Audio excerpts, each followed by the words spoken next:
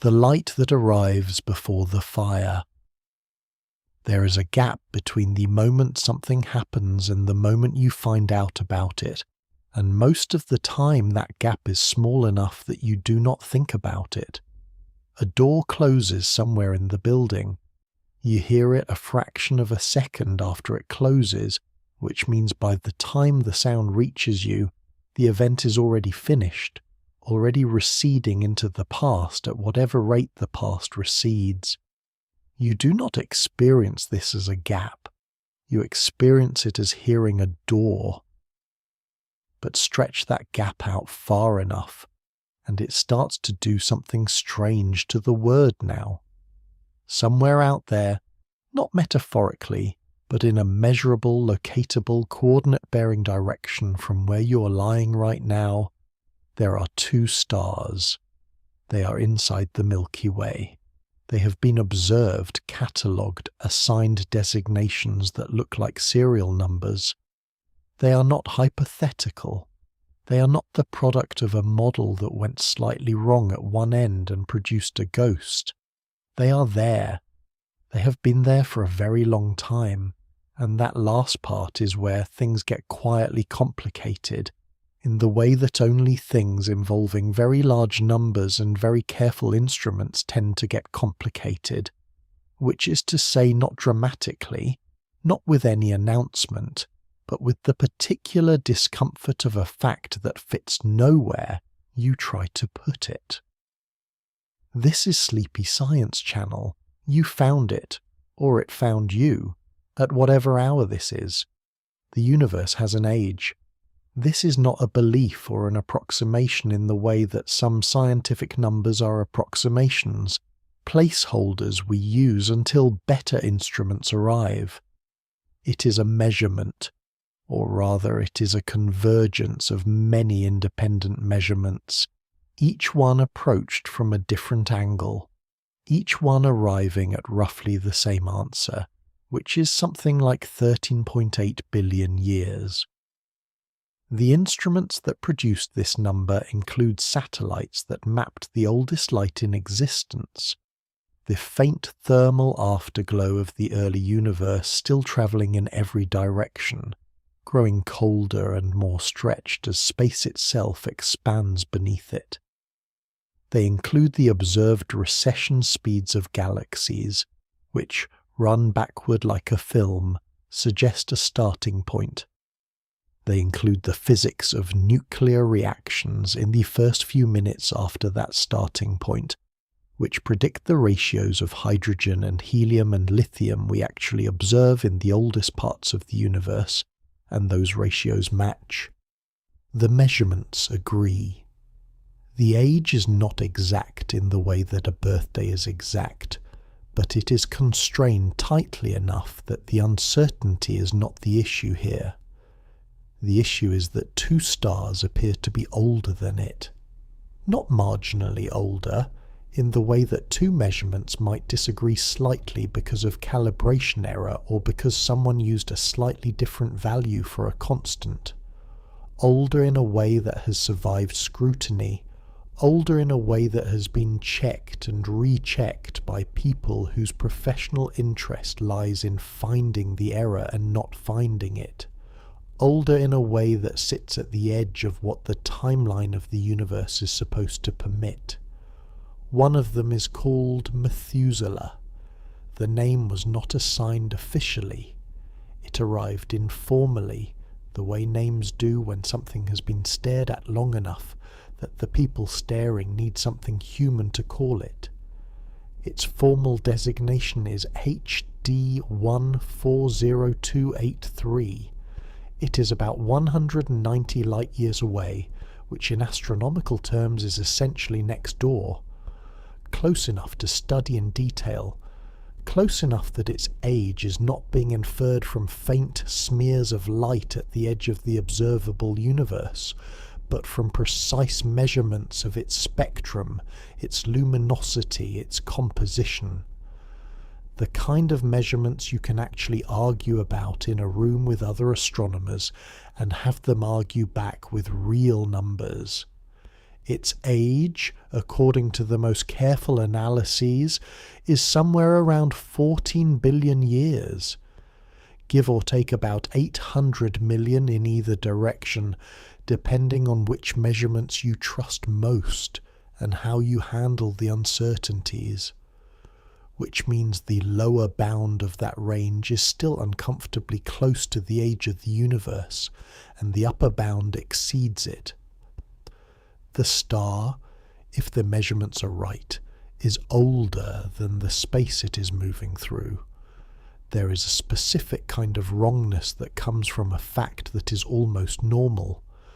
Not the wrongness of something obviously broken, a reading of absolute zero at room temperature, a star in a place where physics says no star can form. This is the quieter wrongness of a number that lands one step outside the range of the acceptable, close enough to the edge that you keep wondering if the edge is the problem rather than the number. Astronomers have been living with this specific wrongness for decades. The star was first identified as unusually old in the middle of the 20th century. Each decade of better instruments narrowed the uncertainty and failed to make the problem go away. The 2013 analysis using data from the Hubble Space Telescope is the one most often cited now, an age of 14.5 billion years, plus or minus 800 million. The universe, as of the best current measurements, is 13.8 billion years old, plus or minus about 20 million. When you place those two numbers next to each other and account for the uncertainties, the ranges can overlap, but only barely, and the overlap is narrow enough that it is not a solution so much as a reprieve. A reprieve is not the same as an answer. What the overlap says is this: it is possible, within the stated uncertainties, that the star is not actually older than the universe. It is possible that when the measurements are refined further, the age will come down to something comfortably inside the limit. This is the version of events that lets people sleep, but it requires the age estimate to be near the low end of its uncertainty range, while the universe's age sits near the high end of its own, and for both of those things to be true simultaneously. It is not impossible. It is just the kind of coincidence that feels like it is doing a lot of work. There is a second star, less discussed, less named, but there. The existence of two anomalies is different from the existence of one. One anomaly can be an outlier, a measurement problem, a single data point that will eventually be explained away. Two anomalies that are independent of each other and produce the same category of problem begin to look less like error and more like something the model is not handling correctly. Both stars are what astronomers call metal poor. In the language of stellar physics, metal means anything heavier than hydrogen and helium, which are the elements that existed in significant quantities after the Big Bang. Everything heavier, every carbon atom, every oxygen atom, every iron atom was made inside a star that later died and scattered its contents into space, where those contents could eventually be incorporated into the next generation of stars. A star with very low metal content is a star made mostly from the original material before much stellar processing had occurred. It is in that sense a first-generation or near first-generation object, and first-generation stars could only have formed after the universe had cooled enough and collapsed enough for gas clouds to condense into stars at all, which took a few 100 million years after the beginning. The stars have very low metal content, lower than almost anything else observed, which is consistent with their great age, which is also consistent with there being a problem. The thing about metal-poor stars is that they are a kind of timestamp. They carry their history in their composition, the way sediment carries its history in its layers, each element present or absent for a reason that goes back to when and where and out of what the star was assembled. Reading that composition carefully enough tells you something about how early in the universe the star formed.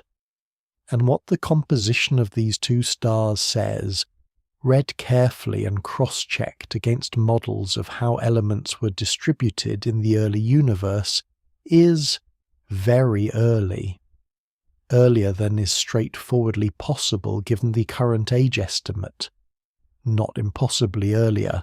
Not in a way that requires new physics or the abandonment of the standard model of cosmology, but earlier in the way that something is early when it arrives before you expected it, and you are not quite sure whether your watch is wrong or the train is.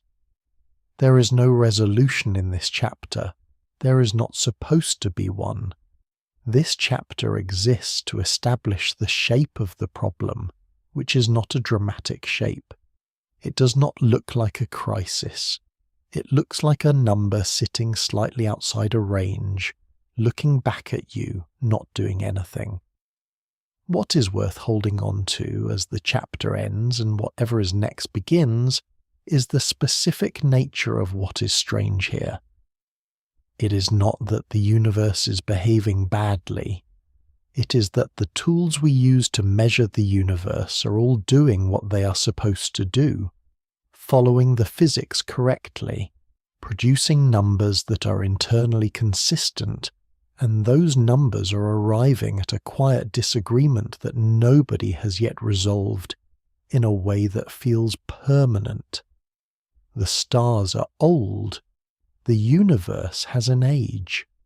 These two facts, measured independently by different methods using different instruments, grounded in different physical principles, are close enough to the same number that the difference might not matter, and far enough apart that it might. No one knows which. What a clock looks like at the scale of everything. You already trust a number you have never verified. You trust it the way you trust that the floor will be where you put your foot, not because you have tested it recently, but because every previous time it was there. The age of the universe is that kind of number for most people, including most scientists working in fields that have nothing to do with cosmology. It is background. It is infrastructure. It is not something you question on a Tuesday. But it was produced. It did not arrive pre-installed. Somewhere at some point specific instruments pointed at specific parts of the sky, and specific people ran specific calculations, and out of that process came a number, 13.8 billion years, that then travelled into textbooks and articles and the backgrounds of documentary films and settled there, acquiring the solidity of a given. The process that produced it is worth understanding, not because the number is wrong, but because knowing how a number was made changes what it means to trust it. The primary clock astronomers use for dating the universe is light. Light from the cosmic microwave background specifically, which is the oldest light that can be observed. Not old in the way an antique is old, but old in the way that there is nothing older available to look at. It is the thermal afterglow of the early universe, released about 380,000 years after the beginning, when the universe cooled enough for electrons and protons to combine into neutral hydrogen, and the universe became, for the first time, transparent. Before that moment, light could not travel freely. After it, the light that was released went everywhere, and has been going everywhere ever since, stretching as space stretches, cooling as it goes, arriving at our instruments as microwave radiation with a temperature of about 2.7 degrees above absolute zero. The pattern in that radiation, the tiny temperature variations across the sky, measured to extraordinary precision by satellites like COBE, DubMap and Planck, contains information. The information is about the physical conditions of the early universe, the density of matter, the geometry of space, the rate of expansion. From those conditions and from the equations that govern how the universe evolves, the age can be derived.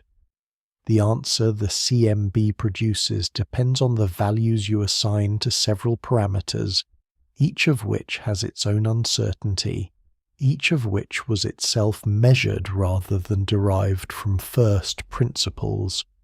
There is a second clock. It runs independently of the first.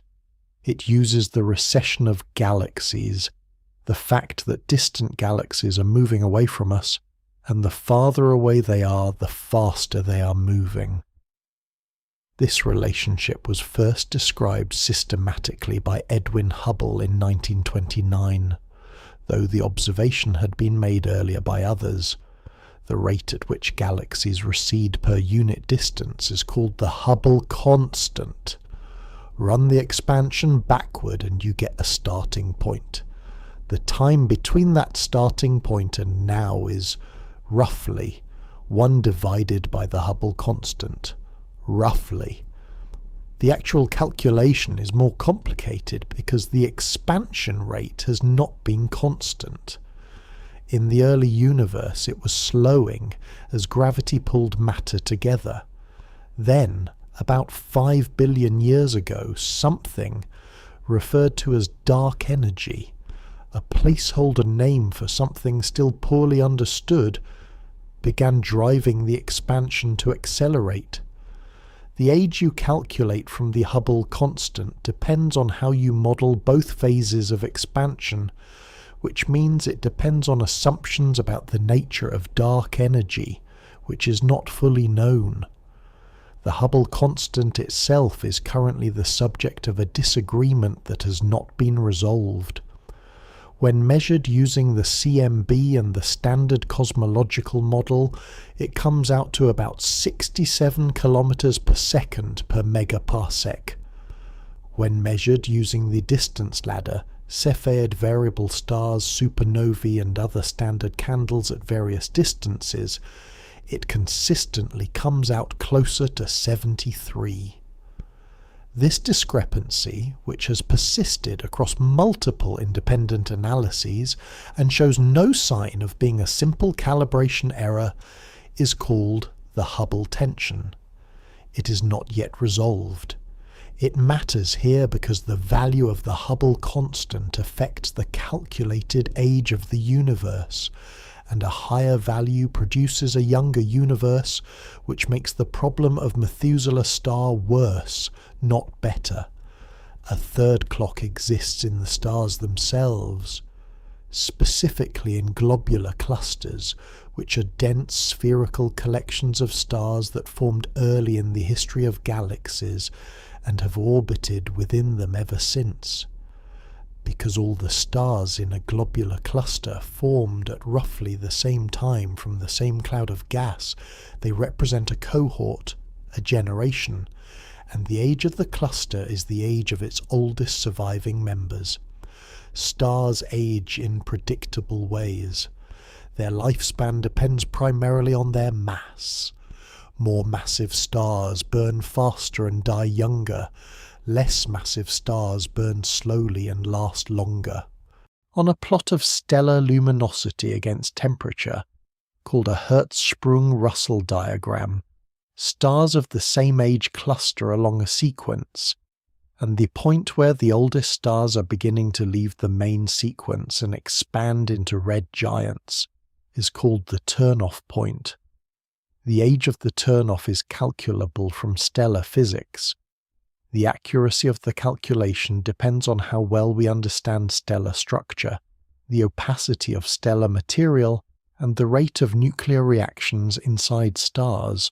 all of which have been measured and modelled to various degrees of precision.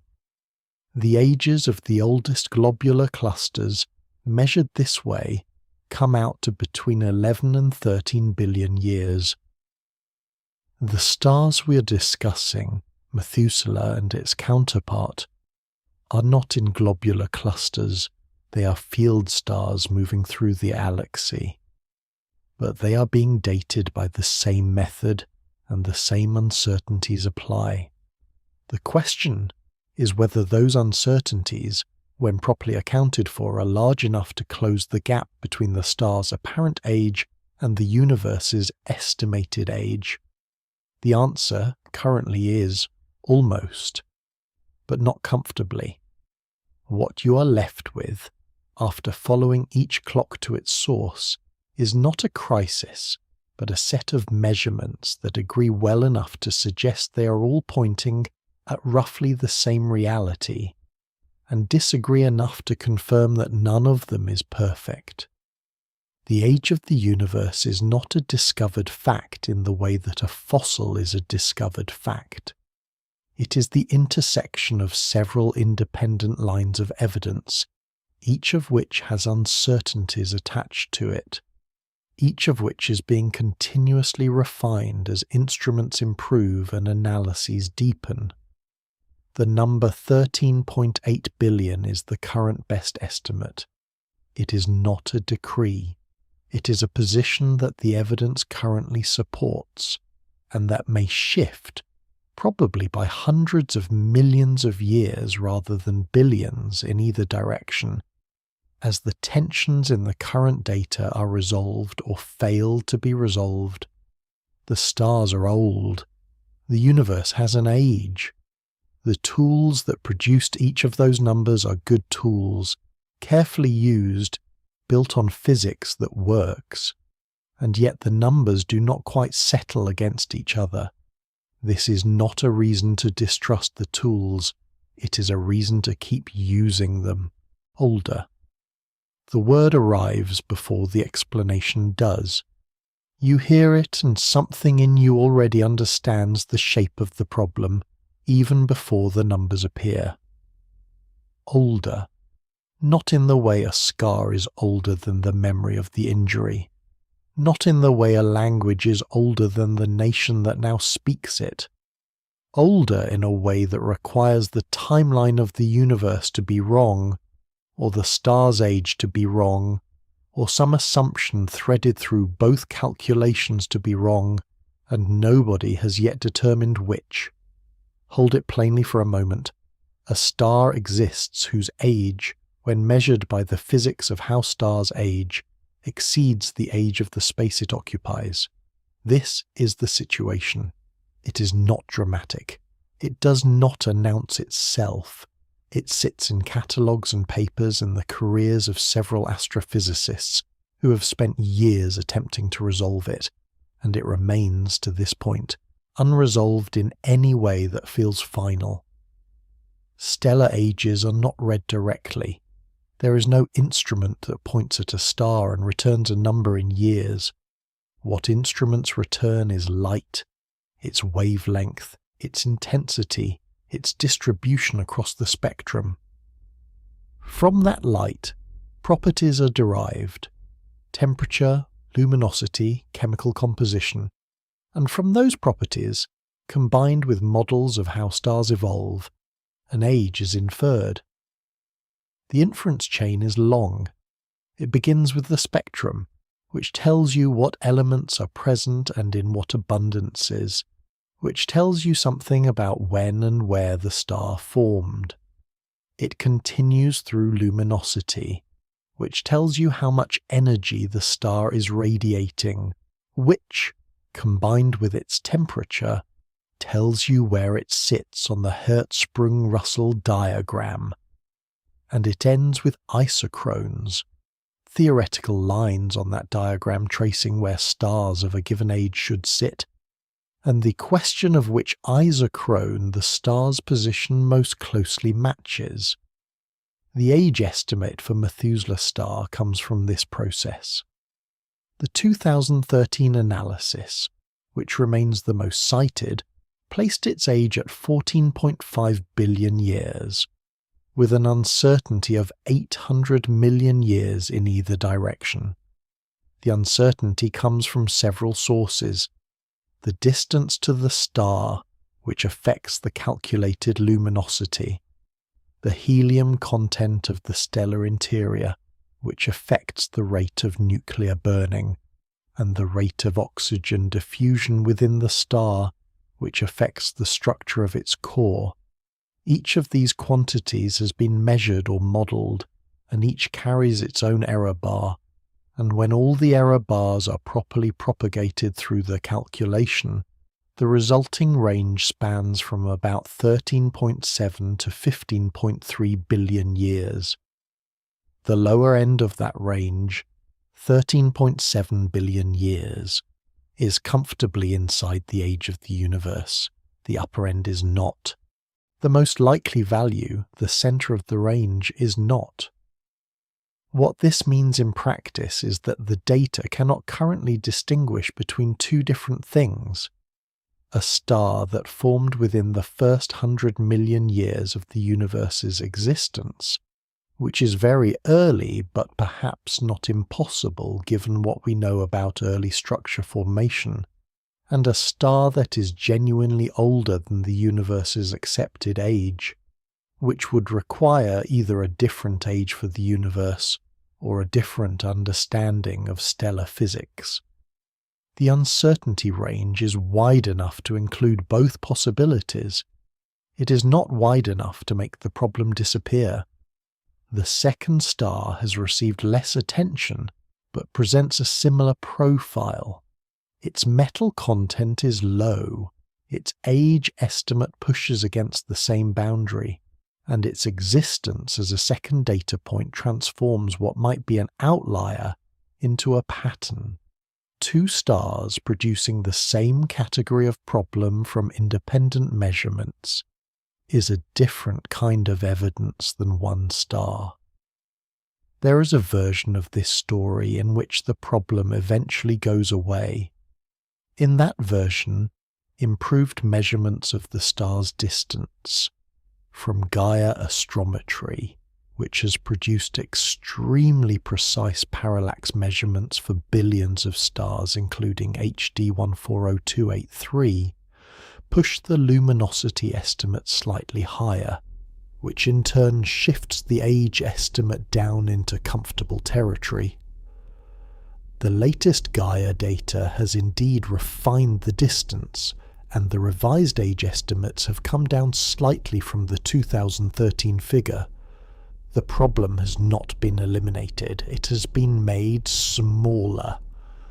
There is another version in which the stellar models are slightly wrong, in which the handling of helium diffusion, or the treatment of convection in the stellar interior, or some other aspect of the physics that goes into the isochrones, is off by just enough to shift the age estimate by several 100 million years.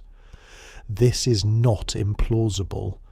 Stellar models have been revised before, and each revision has generally improved the agreement between theory and observation. Whether a revision large enough to resolve this particular problem is hiding somewhere in the physics is unknown. And there is a third version, the one nobody wants, in which the measurements are right and the models are right, and the universe is older than the current best estimate suggests, or the oldest stars formed faster after the Big Bang than the standard model predicts, or something about the physics of the early universe is not what we think it is. This version has no confirmed evidence in its favour. It also has not been ruled out. The word older keeps doing its work regardless of which version turns out to be true. Something is off somewhere in the accounting.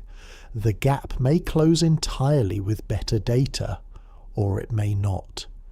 Either outcome would be significant.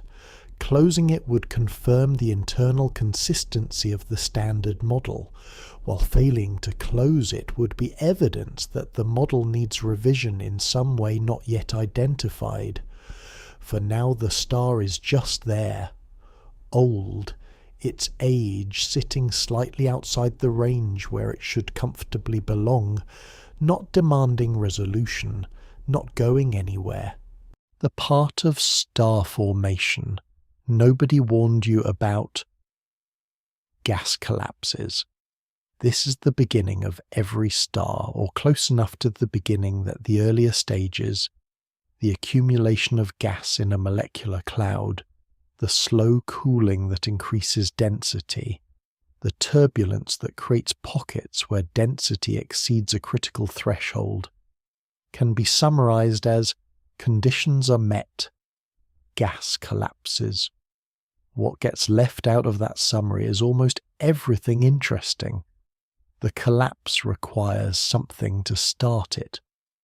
Molecular clouds sit in a state of approximate balance for millions of years, the outward pressure of their own thermal energy roughly matching the inward pull of gravity, until something disturbs that balance. The disturbing agent could be a nearby supernova sending a shock wave through the cloud. It could be the passage of a density wave as the cloud orbits through a spiral arm of the galaxy. It could be the slow accumulation of mass beyond the gene's limit, the threshold at which gravity permanently wins. Whatever the trigger, once it fires, the process accelerates on its own. The cloud fragments as it collapses. It does not fall inward as a single object, but breaks into pieces, each piece collapsing separately, each one eventually forming one or several stars. This fragmentation is not random. The mass distribution it produces, how many large fragments form versus how many small ones, is called the initial mass function, and it follows a predictable statistical pattern observed consistently across the galaxy and in other galaxies. Why the initial mass function has the shape it has is still not fully explained. The shape is measured. The explanation is incomplete. Each fragment as it collapses heats up. Gravitational potential energy converts to thermal energy. For a while the cloud is still transparent enough that this heat can radiate away, and the collapse continues. Then the density increases enough that the cloud becomes opaque. It cannot radiate efficiently, and the heat begins to accumulate. Pressure builds. The collapse slows. At the center, where density is highest, a small hot object forms, a protostar. It is not yet fusing hydrogen. It is radiating from gravitational contraction alone, the same process that powered the sun before nuclear reactions ignited. The protostar is surrounded by the remaining gas and dust of the collapsing cloud, which forms a rotating disk, a protoplanetary disk. Though in the early universe there were no planets, and the disk was made of different stuff than the disks around modern stars. The protostar continues to accrete material from the disk, growing in mass. At the same time, it drives powerful jets of material outward along its rotation axis, a process that is still not fully understood but appears to be connected to the magnetic field of the forming star interacting with the disk. These jets can stretch for light years. They can trigger the collapse of gas in neighboring regions.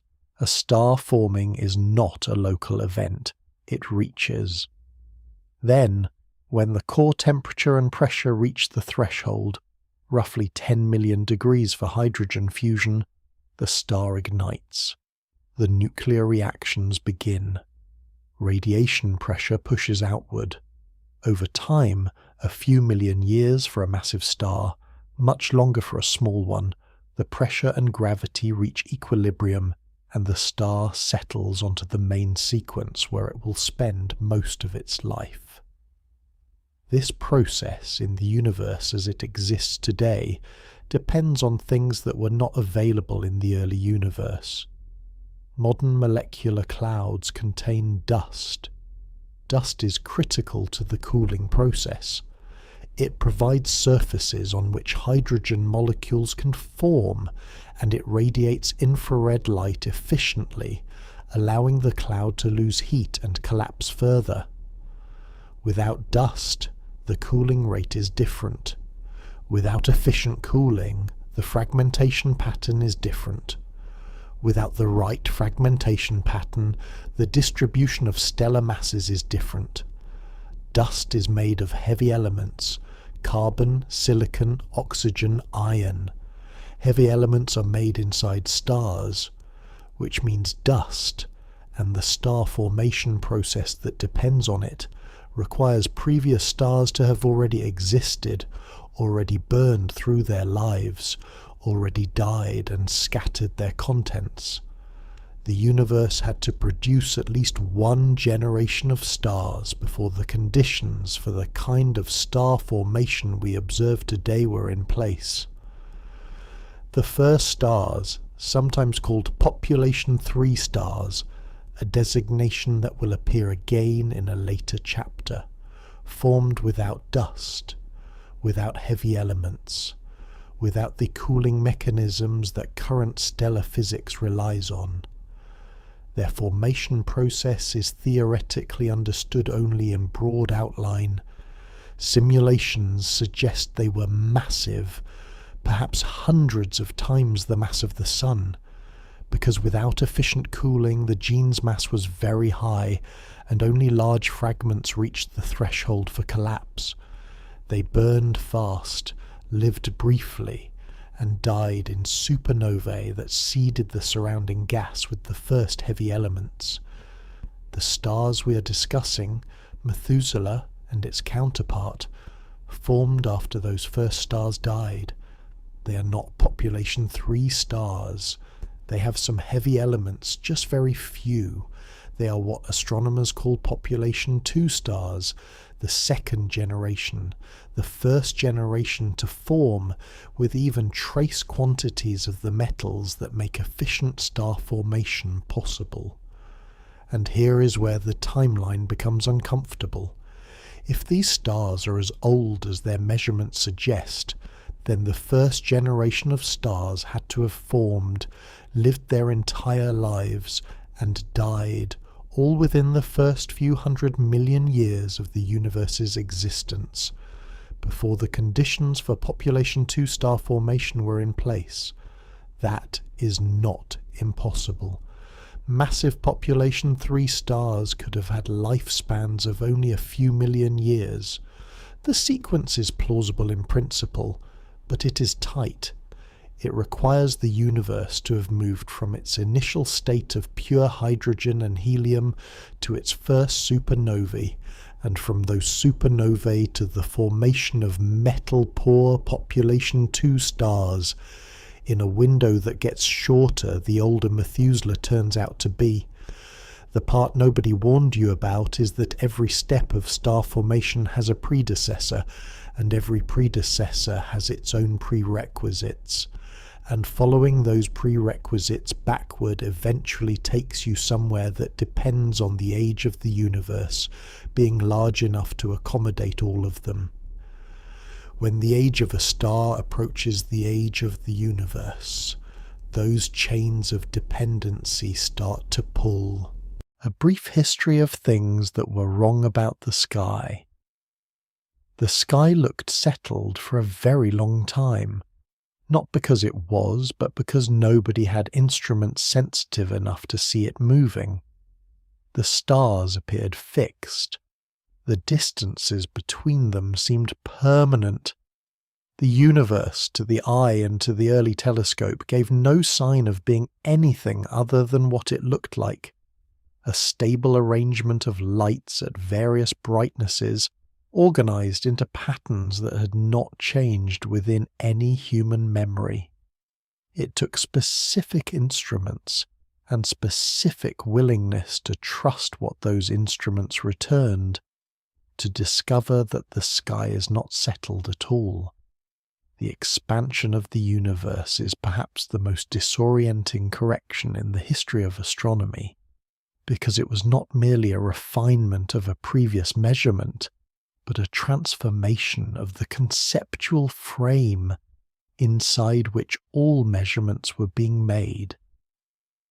Before 1929, the universe was understood to be static, not just by popular assumption, but by professional consensus, including by Einstein, who had added a term to his equations of general relativity specifically to cancel out the expansion that the equations otherwise predicted, because a non-static universe seemed physically implausible. When Hubble and Humason published the observational evidence that galaxies were receding, and receding faster the farther away they were, the static universe did not survive the decade. Einstein called his cosmological constant, the term he had added to hold the universe still, his greatest blunder. Whether that specific characterization is accurate is a matter of some debate. The cosmological constant has since been rehabilitated as a description of dark energy, and the term Einstein abandoned may turn out to describe something real after all. But the episode illustrates the pattern. Cosmological understanding shifts when instruments outpace assumptions, and the shifts are not always small. The discovery of dark matter followed a similar structure. Fritz Zwicky observed in the 1930s that galaxies in the Coma cluster were moving too fast. The visible mass of the cluster was not sufficient to gravitationally hold together objects moving at the speeds he was measuring. He proposed that there must be unseen mass. His observation was largely ignored for decades. Vera Rubin and Kent Ford, working in the 1970s on the rotation curves of individual galaxies, found the same problem at a different scale. The outer stars of spiral galaxies orbit at speeds inconsistent with the amount of visible matter. The mass distribution implied by stellar and gas observations predicts that outer stars should orbit more slowly. They do not. Something is there that is not visible. Dark matter is now a central component of the standard cosmological model. It has not been directly detected as a particle. Its nature remains unknown. It is inferred entirely from its gravitational effects. The sky was wrong about what it contained, and correcting that wrongness did not produce a clean new picture, so much as a picture with a large unresolved region in it labelled mass we cannot see. Dark energy arrived later, and with less resistance, perhaps because by the time it was discovered, the field had been through enough revisions that another large unexpected component felt less impossible. The discovery that the expansion of the universe is accelerating, announced in 1998 by two independent teams studying Type 1a supernovae as distance markers, earned its discoverers a Nobel Prize and added a second major unknown to the cosmological inventory. The universe is mostly composed of things we cannot see and do not understand. This is the current state of knowledge. Each of these corrections, the expanding universe, dark matter, dark energy, required trusting instruments over intuition, and then trusting those instruments for long enough that the implications could be worked out. The correction did not arrive cleanly. It arrived as a data point that did not fit, persisting across multiple independent observations until it became impossible to attribute to error. The anomaly of the old stars fits this pattern structurally, if not yet in outcome. There are two data points. They have persisted across multiple analyses and instrument generations. They have not been explained away.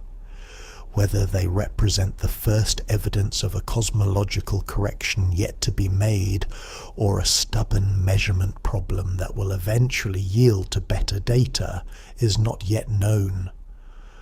What the history suggests is that when something in the sky does not fit, the correct response is neither immediate revision of the model nor immediate dismissal of the data. It is continued measurement, continued analysis, and patience with the discomfort of not knowing. The sky has been wrong before in ways that mattered. It has also been misread before in ways that did not. Distinguishing between those two categories takes time. What the first stars were made of. Before the first stars, the universe contained three things in meaningful quantities: hydrogen, helium, and a trace of lithium. Nothing heavier existed anywhere in detectable amounts. The universe was 8 minutes old when the nuclear reactions of Big Bang nucleosynthesis finished, and what those reactions had produced was a gas that was about 75% hydrogen and 25% helium by mass, with lithium at around 1 part in 10 billion. That was the full inventory. That was everything available to make the first structures from. This matters because almost everything interesting about the chemistry of stars, planets, and eventually life depends on elements that were not in that inventory. Carbon, oxygen, nitrogen, silicon, iron. These elements have atomic nuclei that are heavier than helium, and they could not be produced in the Big Bang because the conditions after the first few minutes were no longer hot enough or dense enough for the necessary reactions to proceed. To make these elements, you need the interior of a star. Inside a star, temperatures reach tens of millions of degrees at the core. Under those conditions, hydrogen nuclei fuse into helium. In more massive stars, helium fuses into carbon through the triple alpha process, in which 3 helium nuclei combine sequentially into one carbon-12 nucleus. A reaction that works only because of a specific quantum mechanical resonance in the carbon nucleus, a coincidence of physics that Fred Hoyle predicted before it was measured, and whose existence he found, on reflection, extremely difficult to attribute to chance. Carbon then fuses with helium to produce oxygen. Continuing up the fusion chain requires the increasingly extreme temperatures and pressures found in progressively more massive stars, eventually producing neon, magnesium, silicon, and finally iron, at which point fusion no longer releases energy and the process stops. Everything heavier than iron is made through neutron capture, processes that occur during supernovae or in neutron star mergers or in certain types of asymptotic giant branch stars. Gold is made in neutron star mergers. So is most of the heavy platinum, lead, and uranium in existence. The detection of a killer nova, the electromagnetic burst from a neutron star collision in 2017, observed simultaneously with gravitational waves, confirmed this process directly. The point is that the elements have a history, and that history is inseparable from stellar evolution. Every carbon atom in a living organism passed through the interior of a star that preceded the sun. Every iron atom in terrestrial rock was produced in a stellar core and distributed by a supernova. The universe did not begin with this chemical complexity. It acquired it over time through the lives and deaths of multiple generations of stars. This is why metal-poor stars are old. They formed before enough stellar processing had occurred to significantly enrich the surrounding gas.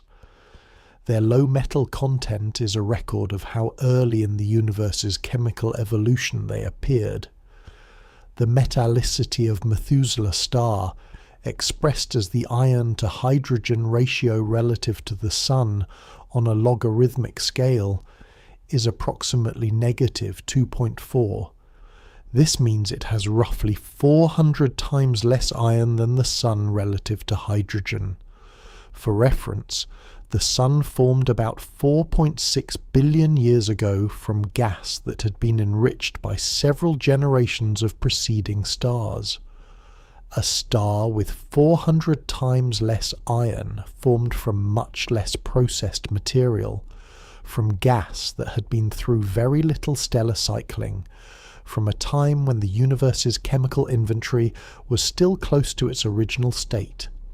This places Methuselah in the earliest period of star formation in the galaxy, in a time when the Milky Way was not yet the flat spiral disk it is today, but a more diffuse, irregular structure, the halo and bulge taking shape as gas cooled and collapsed under gravity.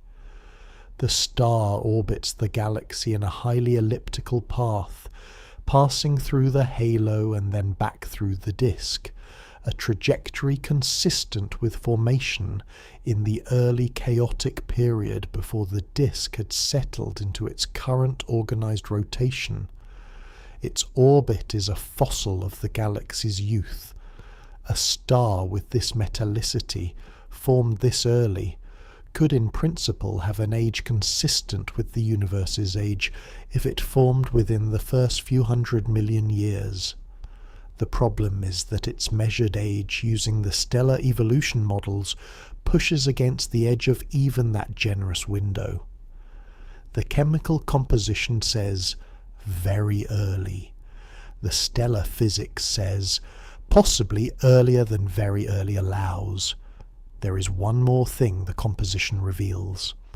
Methuselah has a slightly elevated abundance of oxygen relative to iron compared to the Sun. This is characteristic of stars that formed before Type 1. A supernovae had time to enrich the surrounding gas. Type 1, a supernovae produce iron in large quantities. Core collapse supernovae, the kind that come from massive stars at the end of their short lives, produce more oxygen relative to iron. In the very early universe, only core collapse supernovae had occurred. Type 1. A supernovae require a longer setup time, involving a white dwarf accreting material from a companion star. The oxygen to iron ratio in Methuselah is consistent with enrichment from core collapse supernovae only before the Type 1a contribution arrived. This is another timestamp embedded in the composition, pointing toward formation at a time when the universe had not yet had long enough for the slower enrichment channels to operate. The timestamps agree with each other. They point consistently toward an age near or at the edge of what the universe's accepted timeline allows. The consistency is not the problem. The problem is where they all consistently point. Population 3. The first stars were named before they were seen. Astronomers had already catalogued Population 1 stars, metal-rich, younger, the inhabitants of galactic disks, and Population 2 stars, metal-poor, older, associated with halos and globular clusters, before theorists began working out what must have existed before Population 2. The naming went backward. Population 3 was the generation that came first, the one the sequence required, the stars that had to have existed in order for the ones we can observe to be what they are. No confirmed Population 3 star has ever been directly observed. They are theoretically necessary and observationally absent, at least in resolved form. This is partly because they are expected to have been massive, so massive that their lifespans were short, perhaps a few million years for the most massive, and they would have burned out billions of years before any current telescope could have seen them. Looking for Population 3 stars in the present-day universe is looking for something that finished a very long time ago. What remains are their products, the heavy elements they scattered, the remnants they left behind, and the second-generation stars like Methuselah that formed from the gas they enriched. The theoretical picture of population 3-star formation has been built over decades through simulation. Without dust and without molecular hydrogen cooling pathways that heavy elements enable, the gas in the early universe could not fragment as efficiently as modern gas clouds do. The Jeans mass, the minimum mass that a gas cloud must reach before gravity can overcome pressure and cause it to collapse, was much higher. Simulations consistently produce population 3 stars in the hundreds of solar masses range, some perhaps reaching 1,000 solar masses or beyond. A star of 500 solar masses burns its fuel so quickly that it lives for perhaps 2 to 3 million years before dying in a violent supernova or, if it is in a certain mass range, collapsing directly into a black hole without a conventional explosion. The direct collapse scenario is significant because a star that collapses directly into a black hole disperses very few heavy elements into the surrounding medium. Its life was short, its death was silent, and the chemical signature it leaves in the next generation of stars is small. This complicates the relationship between population 3 stars and the metallicity of population 2 stars. Depending on how many population 3 stars died in direct collapses versus conventional supernovae, the enrichment of the early interstellar medium was different, and the timeline for population 2 star formation was affected. There is evidence of population 3 stars, just not resolved images of individual objects. Certain gamma-ray bursts at very high redshifts show characteristics consistent with the deaths of very massive metal-free stars. The James Webb Space Telescope has detected galaxies at redshifts above 10, meaning we are seeing them as they were less than 500 million years after the Big Bang, that show unexpected brightness and star formation rates, suggesting that star formation in the early universe was more vigorous or began earlier than models predicted.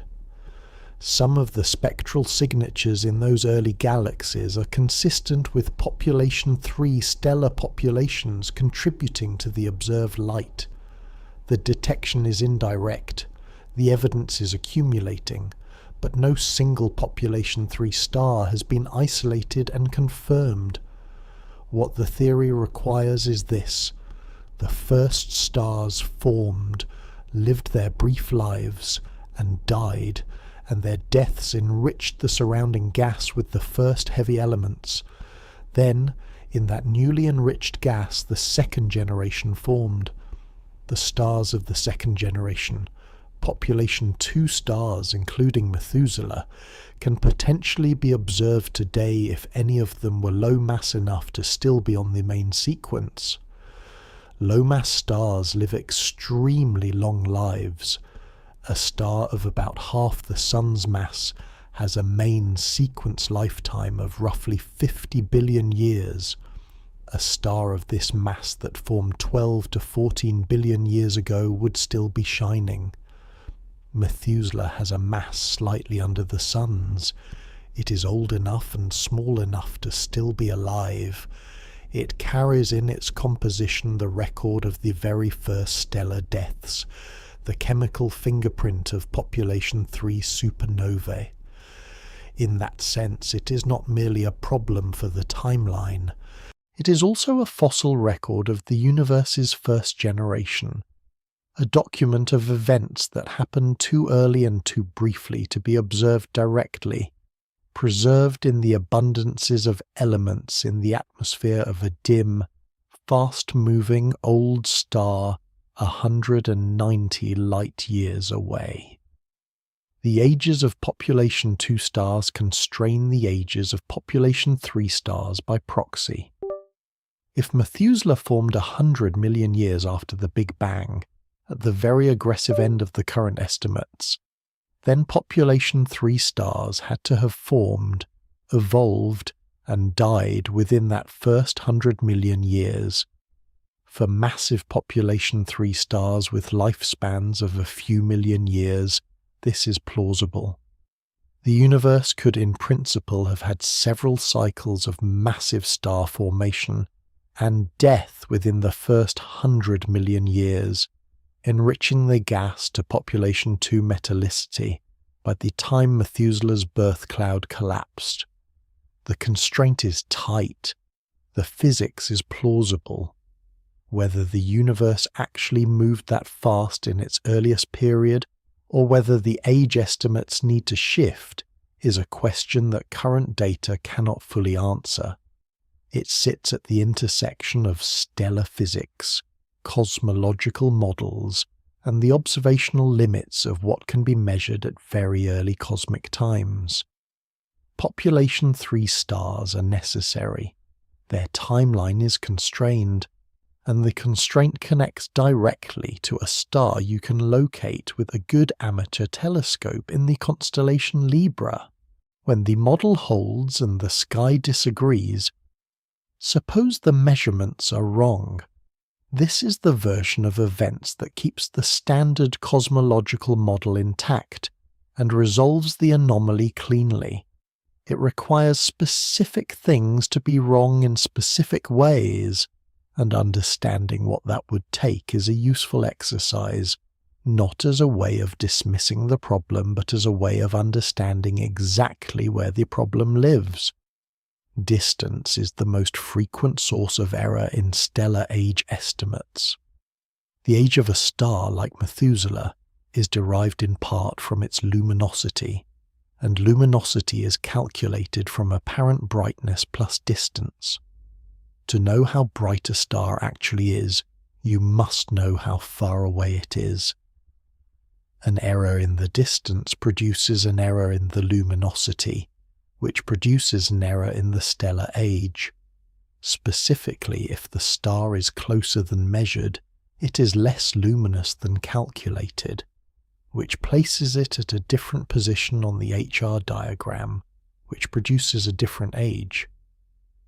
The distance to Methuselah has been measured by parallax, the apparent shift in the star's position against the background of more distant objects as Earth moves around the Sun. The original parallax measurements had relatively large uncertainties. The 2013 analysis that produced the 14.5 billion year age estimate used parallax data with enough uncertainty that the derived distance had a meaningful error bar. Subsequent measurements from the Hipparcos satellite and later from the Gaia mission have refined the parallax significantly. The Gaia results, released in stages from 2016 onward, produced a parallax with roughly 3 times less uncertainty than the pre-Gaia measurements. With the Gaia distance, the age estimate for Methuselah has come down from the 2013 figure. Current estimates, using the Gaia parallax and updated stellar models, place the age closer to 13.5 billion years, still with an uncertainty of around 700 million years in either direction. The lower bound of this range overlaps comfortably with the age of the universe. The upper bound does not. The problem has been reduced. It has not been closed. Helium content is the second major source of uncertainty. The amount of helium in a star's initial composition affects how it evolves. The initial helium abundance is not measured directly. Stellar spectra of old main sequence stars cannot easily distinguish between hydrogen and helium in the deep interior. It is inferred from theoretical models of Big Bang nucleosynthesis and from helioseismology applied to the Sun. For Methuselah, the helium content is assumed based on models of what the helium abundance would have been in the early universe at the level of metallicity the star shows. If that assumed helium content is higher than the actual helium content, the derived age will be higher than the actual age. The uncertainty in helium content alone accounts for several 100 million years in the age estimate. Oxygen abundance is the third. Oxygen in the stellar interior affects the opacity of stellar material, which affects how heat flows through the star, which affects the structure and evolution of the star, which affects where it sits on the HR diagram at a given age. Methuselah's oxygen abundance, like its helium content, has uncertainties that propagate into the age estimate. The magnitude of this effect is smaller than the distance and helium effects, but it is not negligible.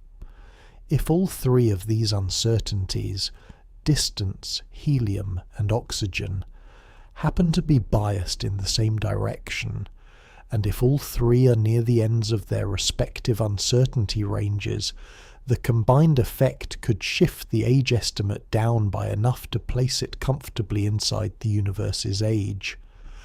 The probability of this is not zero. It is also not high.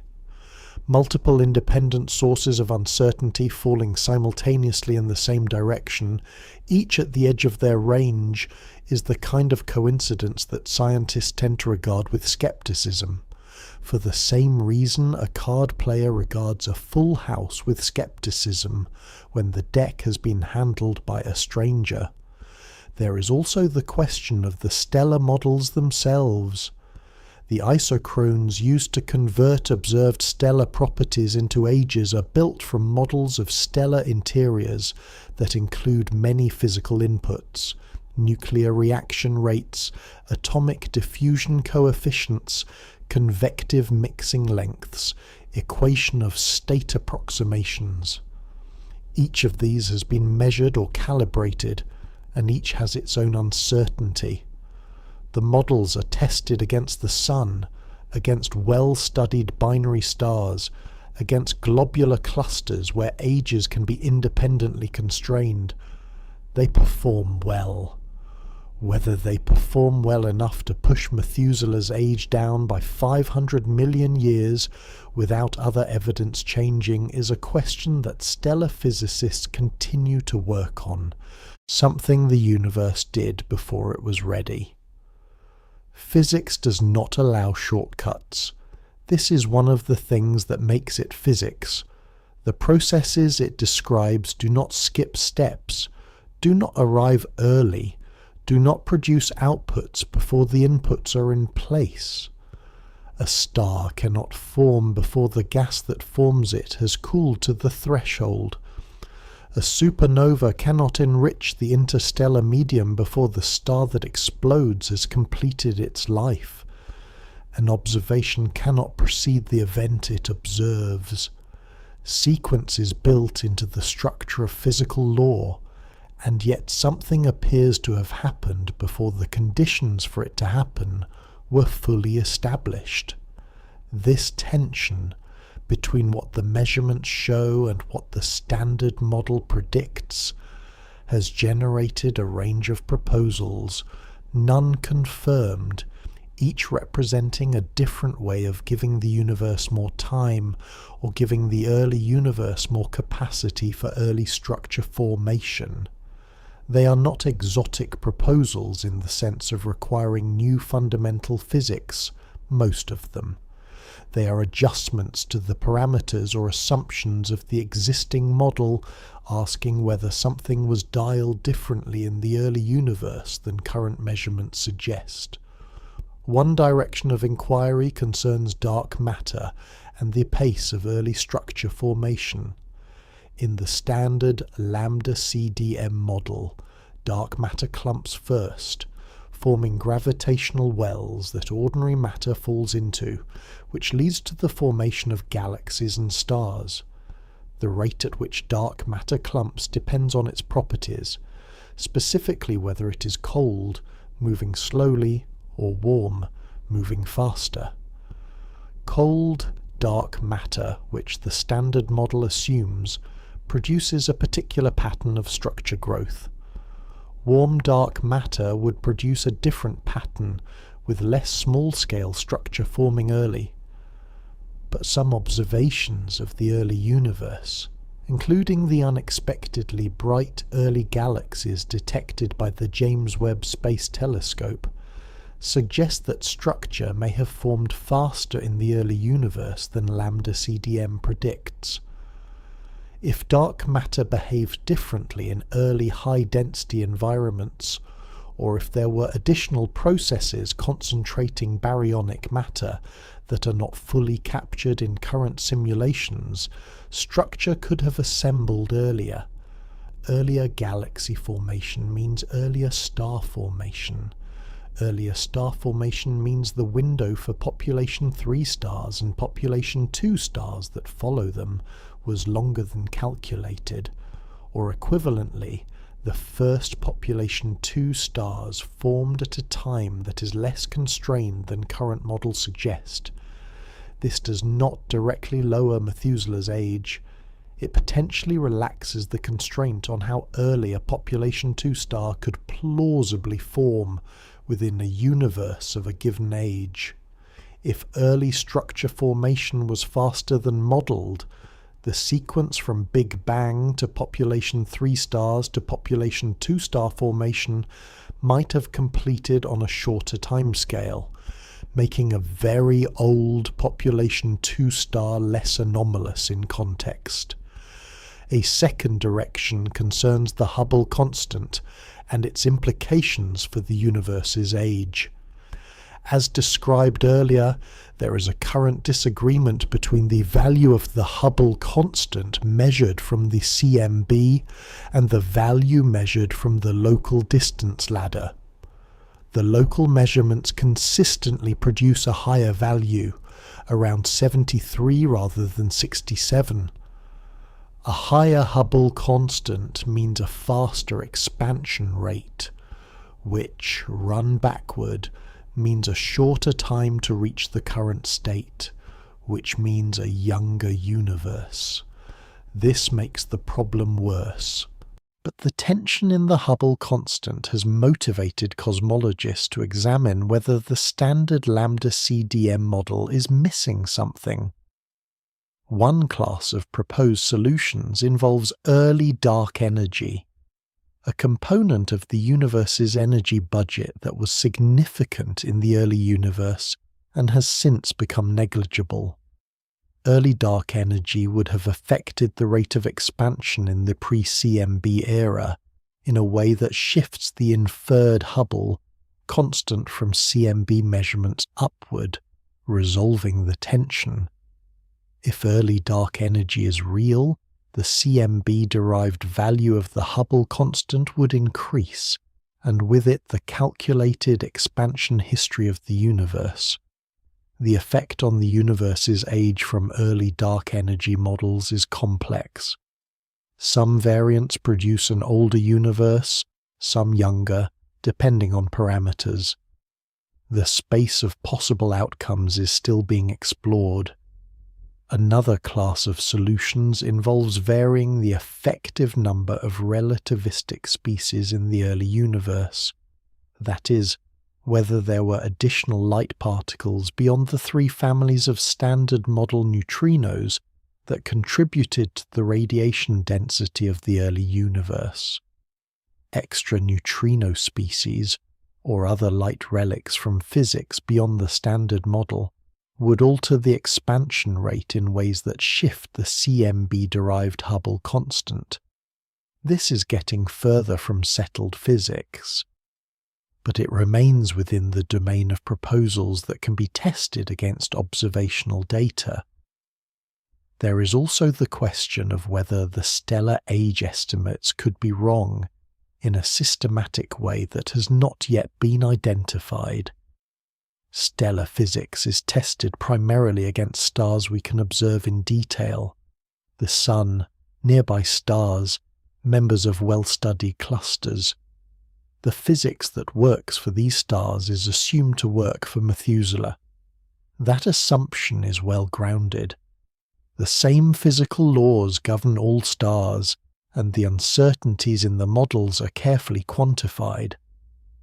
But systematic errors, the kind that shift all estimates in the same direction, rather than scattering them randomly, are the hardest kind to detect.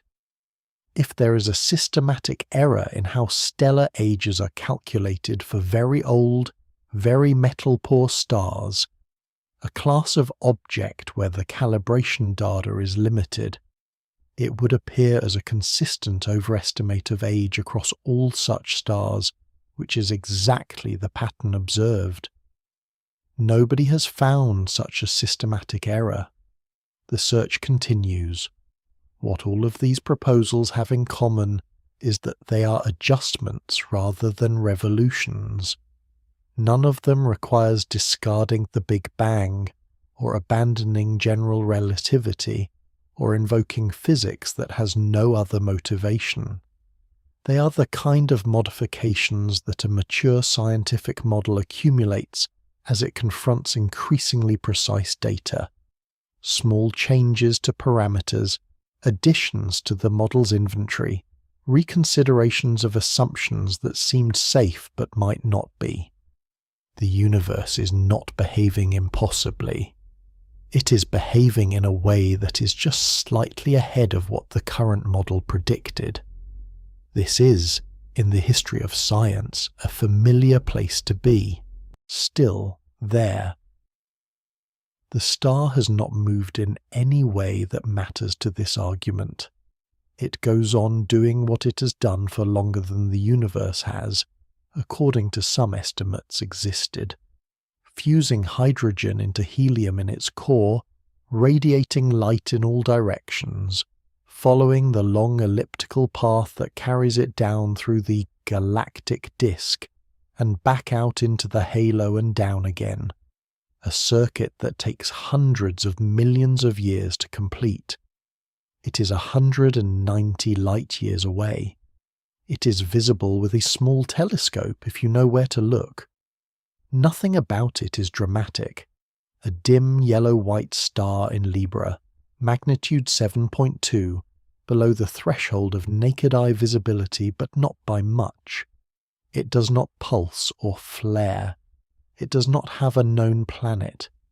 It is accompanied by a spectroscopic companion, a faint star orbiting close enough that the pair cannot be resolved except by their combined spectral lines. But even this is a quiet detail, not a remarkable one. What it has is age. The argument about that age is not finished. The instruments are still running. The Gaia catalogue continues to be refined with each new data release. Spectroscopists continue to re-examine the star's chemical composition with better atmospheric models and higher resolution spectrographs. Stellar evolution codes continue to be updated as nuclear reaction rates are measured more precisely in laboratory experiments. Each of these ongoing efforts is pointed, at least in part, at the same question. Is this star genuinely older than the universe's accepted age? Or is it something that better measurements will eventually absorb into the expected range? Both outcomes are still possible. The refinements so far have moved in the direction of resolution.